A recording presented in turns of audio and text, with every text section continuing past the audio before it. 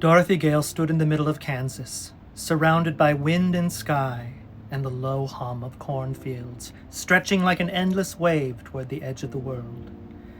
It was a land baked dry by the sun, bleached of color, where the earth cracked underfoot and the sky felt too big, as if it could swallow a person whole.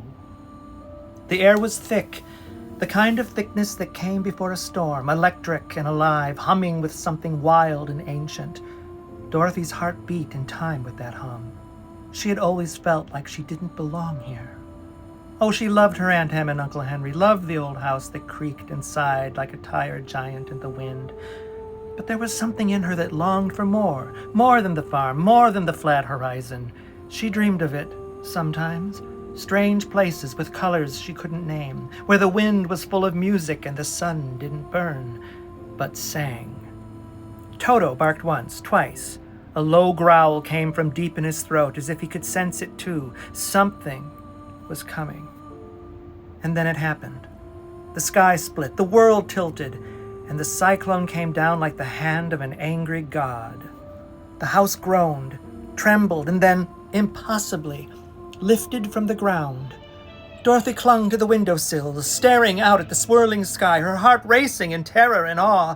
For a moment, just a moment, she felt weightless, as if she could float right out of the window and join the sky.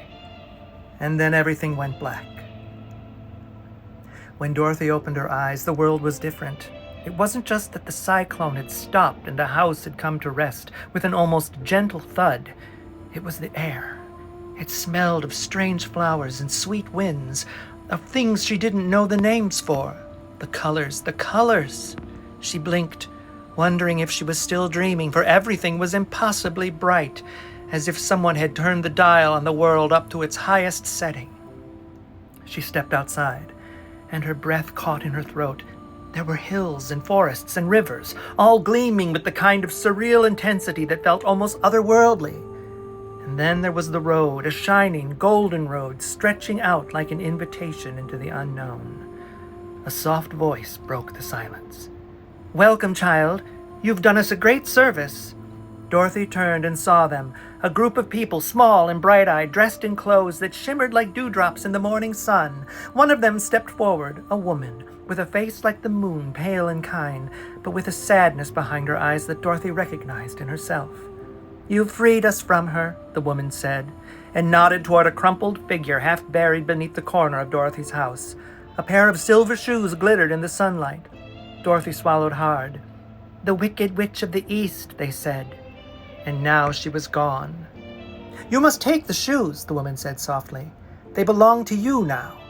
Dorothy knelt and slipped them on. They were cool against her skin, and the moment they touched her feet, she felt something stir deep within her, an old, strange magic, something older than time, something that had always been there waiting. "How do I get home?" Dorothy asked, her voice small in the vastness of this strange new world. "You must follow the road," the woman said, gesturing toward the golden path.